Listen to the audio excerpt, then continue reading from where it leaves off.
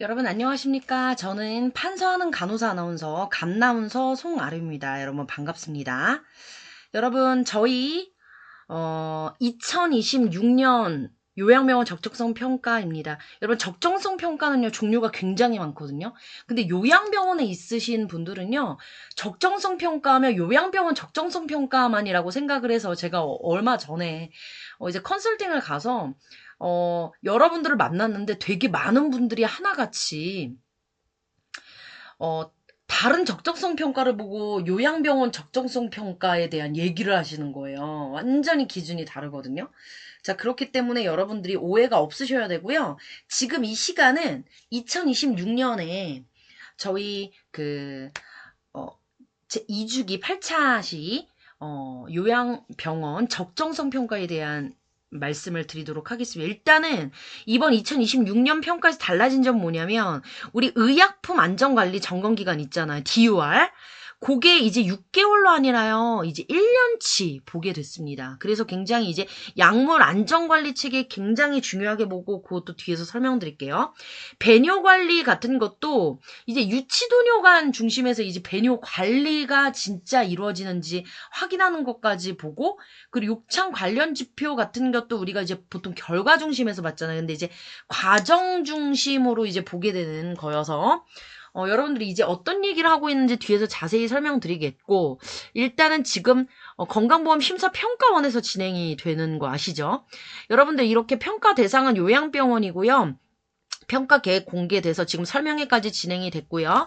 지금 여러분들이 보신 자료는 심평원의 우리 그 교육 자료입니다. 자, 그래서 설명회 자료인 거고요. 여러분 만약에 어떻게 신뢰도 점검을 하고 나서 나중에 이제 심평원에서 평가 결과가 나오잖아요. 그럼 이의 신청을 놓치는 분들도 있는데 마지막 7분의 이의 신청 90일 안에 꼭 하셔야 되는 거 아시죠? 왜 2주기라고 하냐면요. 요런 역사가 있습니다. 예전 2018년까지 1주기라고 했고요. 지금 여러분들이 겪는 것이 바로 2주기 평가입니다.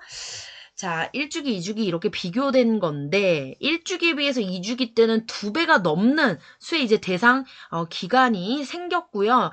굉장히 뭐 여러 가지 예전에 비해 많이 보완은 됐는데요. 그래도 여전히 좀 현장을 많이 반영을 못하고 있다라는 이야기를 듣고는 있지만 제가 이렇게 매년 봤을 때는 재작년보다 작년이 더 괜찮았고 작년보다 평가지표가 올해가 더 괜찮더라고요. 제가 좀 전에 서두에서 말씀드린 것처럼 자, 그래서 보통 2026년 지금 촬영을 하고 있는 시점이 6월 말인데 6월 22일인데 자, 7월에서 이제 12월까지 6개월 진료분을 보게 됩니다. 그렇게 보게 되고 그리고 제가 아까 전에 앞에서 말했던 거 있잖아요. DUR, 항정신성 처방률 같은 경우는 이제 내년 것까지 보니까 1년치를 보게 됩니다. 나머지는 6개월치 본다고 생각하시면 되고요. 지금 운영 중인 요양병원 2026년 7월 1일 전에 개설해서 이제 계속 운영 중인 ING인 병원. 근데 요양병원 일당 정액수가를 보통 청구를 하시잖아요. 그럼 모든 요양병원이라 생각을 하시면 됩니다. 자, 여러분, 모니터링 지표는 뺍니다. 점수에 안 들어가요. 그래서 구조 영역 4가지와 진료 영역 과정 결과 각각 4개, 5개에서 총 9개 진료 영역으로 나누어져 있잖아요. 가중치가 진짜 중요한데 그 중에서도 정말 많은 수치를 차지하는 게 욕창 관리 환자 분율이라든가 욕창 처치 실시 요거까지 하면 24나 돼요. 굉장히 많이 차지하는 거예요. 항상 욕창은 우리 요양병원에서 굉장히 중요한 그쵸? 부분이기 때문에 항상 가중치가 높게 나타납니다. 올해는 이런 식으로 배분이 돼 있고 자 먼저 우리가 여러 가지 진료 영역 평가 자료 같은 경우는 우리가 이런 객관적인 근거를 통해서 평가를 한다. 이런 자료기 때문에 자, 이런 것들은 여러분들이 준비하시는 분들이 있더라도 이제 보통 그 심사팀이라던가 이런 팀들이랑 같이 조인해서 다학제적으로 관리를 하셔야 되는 거 아시죠? 자, 평가 결과 산출되면 앞에서도 말씀드렸지만 등급을 받아보시고 이의 신청 90일 안에 하시면 되고요. 자, 2주기 8차 2026년 세부 기준 보도록 하겠습니다. 앞에서 구조부터 해서 그렇게 했는데 자, 여러분 여기 여기부터 보도록 하겠습니다. 자, 먼저 구조 영역 첫 번째가 뭐냐면요. 의상 1인당 환자 수. 여러분, 의사도 그렇고 간호사수, 약사수도 보면요. 간호 인력도 그렇고. 자, 2026년 4분기, 2027년 1분기. 그러니까 즉 2026년 3, 4분기 앞으로 남은 시간 있잖아요. 6월부터 12월까지라면서요. 그쵸? 6개월간. 그 신고 내역이 내년까지 반영되니까 이렇게 나와 있는 거니까 헷갈리지 마시고요. 자, 평균 의사수 대 환자 수 산출한 1인당 의사 수. 근데 이거는 우리 마음대로 할 수 있는 게 아니죠. 그리고 간호사도 마찬가지입니다. 의사, 간호사, 그 다음에 간호 인력, 그쵸? 간호사, 간호조무사 해가지고 요런 인력이나 약사 재직일수 여기까지는 이제 의사수, 간호사수였는데 이제 여기부터는 약사수 관련 기준, 세부 기준 다 똑같아요 지금. 그죠? 3, 4분기 신고 내역 반영하는 거. 근데 워낙에 요양병원에서 약사 재직일수 이게 약사가 없는 곳 그냥 딱 정말 이름만 갖다 놓은 데도 있고 정말 단체 근무하는 데도 있고 라고 하기 때문에 이런 것들을 구조 영역으로 갖다 넣을 수밖에 없는 거예요, 여러분. 인력값이 지금 다 구조 영역으로 들어가 있죠. 이거는 항상 제가 말씀드렸지만 2026년 같은 경우 이미 여러분들이 지금 3분기 들어가기 전에 이게 세팅이 되었어야 되는 부분인데 만약에 안 됐더라도 지금도 늦지 않았으니까 6월 말 기준으로 꼭 요거를 채우셔서 구조 영역은 웬만하면 여러분 나머지에서 뒤에서 이제 우리가 그 진료 영역 쪽에서 감점이 많이 나오거든요. 가중치도 요청해서 아까 얼마 높았습니까? 그렇기 때문에 구조 영역은 지금 6월 말까지 좀 의사, 간호사, 약사 요거는요 병원에서 어떻게든 채워주세요. 그렇게 돼야 여기서 감점이 없어야 뒤에서 이제 등급 잘 받을 수가 있습니다. 자, 요런 식으로 해서 자, 그런데 자, 여러분들 이제 지표 통합 배뇨 관리가요. 이전에는 어떻게 하냐면 유치도뇨관에 대한 것만 했잖아요. 근데 요거는 그대로 가져가요. 근데 중요한 게 뭐냐면요. 이렇게 유치도뇨관을 언제 삽입하고 제거했느냐 이것도 보지만요. 원래도 이걸 봤었잖아요. 그쵸? 자, 그런데 이제 중요한 거는 뭐냐면 배뇨 일지라는 게 있어서 배뇨 관리에 대한 체크 항목이 또 있어서 그러면 우리가 배변 훈련, 배뇨 훈련 막 이런 얘기 하잖아요. 그때의 배뇨 훈련을 얘기를 하는 거거든요. 이렇게 방광 훈련이라고 더 많이 얘기하는 그런 부분에 대해서 이제 보겠다라고 하는 거예요. 여기에 대해서 이제 그 통합인 거죠. 그러니까 유치 도뇨관 뿐만이 아니라 같이 보는 거죠. 제 배뇨 일지라고 해가지고 요렇게 3일 이상 연속적으로 배뇨 일지 작성했는지를 보는 거라서 뭐 언제 실시했는지 실금을 했는지 안 했는지 배뇨량이나 배뇨 횟수 이런 것들 포함해서 작성을 하는 근데 여러분 이렇게 심평원에서 이렇게 기준을 갖고 보겠다라고 하는 거가 요렇게 지금 한 단어 그쵸? 그리고 한 줄 요렇게 나와 있는 거 있잖아요. 요것 중에서 하나만 괜찮겠지가 아니라 여러분 이게 다 있어야 돼요. 원래 심평원에서 나온 기준은요.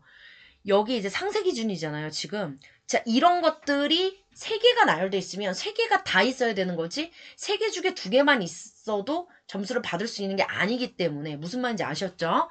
그렇기 때문에 꼼꼼하게 보고 이 단어들을 다 여기에 맞는 단어로 바꾸셔야 돼요. 만약에 이 맞는 단어가 아니라면 나중에 또 그런 걸 통해서 있는지 없는지 설왕설래 할 수가 있잖아요. 그쵸? 자, 그 다음에 자 우리가 이 제외 대상도 제외 대상을 넣지 마세요. 제외 대상을 넣는다고 해서 점수 더 잘 받고 이런 거 아니거든요. 오히려 제외 대상을 넣어가지고 이게 뭔가 거기에 퍼센테이지 올라가고 이러면 또 감점될 수가 있기 때문에 이런 제외 대상은 깔끔하게 빼주셔야 되는 거고 그리고 당연히 자연 배뇨가 불가능한 분들이 어떻게 우리가 그 배뇨 관리를 하겠습니까? 그쵸? 요것도 상병 코드 같은 것도 확인을 하고요. 굉장히 꼼꼼하게 확인을 하니까 여러분들도 지금 띄운 그 심평원 그 교육자료 있잖아요. 제가 이 지금 교육자료를 함께 쓰는 요 부분에 대해서 좀 정확하게 봐주시길 바라고요. 자, 그리고 이게 또 올해 바뀐 게 뭐냐면 6개월에서 이제 1년으로 이번 진료분을 그러니까 더 대상기간 확대된 거죠. 그쵸? 그 정도로 이제 DOR 점검률 되게 중요해진 겁니다, 여러분. 내, 외. 다 포함하는 겁니다. 항정신성 의약품 처방률 같은 경우도 6개월, 종전이랑 똑같은데요. 중요한 건 뭐냐면 제가 작년에 어떤 말씀 드렸냐면 이 세부 기준, 관련 기준에 항정신성 의약품 요것만 요렇게 나와 있는 것만 해당이 되는 거잖아요. 그렇기 때문에 좀 헷갈리지 않으셔야 된다라는 거죠. 자, 그리고 욕창 처치. 욕창이 여러분 굉장히 이제 이 뒤에서도 그렇고 욕창 관리에 대한 게 되게 중요하지만 욕창 처치도 예를 들어서 자, 분모 같은 경우는 전월평가에서 1단계 이상의 욕창이 있다. 욕창이 4단계까지 있는 거 아시죠? 근데 그 중에서 1단계 이상의 욕창이 있다. 라고 하는 거. 그런데 그 환자 중에서 피부 문제 처치 한 분들. 뭐 욕창 드레싱 있잖아요. 근데 여기 보세요. 제가 지금 욕창 드레싱이라고 했습니다. 그런데 자, 뭐다? 욕창 드레싱만 들어가느냐? 아니죠. 고단백식이 영양 공급을 했는지, 그 다음에 에어 매트리스, 에어 방석했는지, 체위 변경 얼마나 자주 했는지, 요거 4개잖아요. 이 4개를 모두 수행한 경우만 여기 들어갈 수 있다라는 거예요, 여러분. 그쵸? 피부 문제, 처치 실시를 인정하는 게 이 4가지가 한 타스가 돼야 된다라고 하는 거예요. 아셨죠? 이거 실수하시면 여러분 아까 앞에서 4 가중치 차지했는데 이거 받으실 수 있는 점수 못 받으시면 또 등급 내려갈 수가 있다라고 하는 거예요. 자, 그리고 자, 욕창이 새롭게 생겼다라고 하는 의미. 원래 욕창이 없거나 1단계 욕창만 있었는데 만약에 이번 달 7월에 욕창이 새로 생겼어. 그 전에는 없거나 1단계였는데 2단계는 그 다음 단계 욕창이 생겼다라는 거잖아요. 그쵸? 그러니까 요런 용어 정의도 여러분들 헷갈리지 않게. 근데 여러분 이거 한두 번 봐서는 안 되고요. 한 10번 정도 보셔야지 이해되시는 분들. 아무리 기존에 하셨더라도. 왜냐면 새롭게 바뀌거나 이렇게 추가되거나 자 이런 것들이 있기 때문에 여러분들이 자체 해석을 하시면 안 된다라고 하는 거예요. 자, 그래서 이렇게 개선된 게 이거 되게 가중치가 높았죠, 여러분.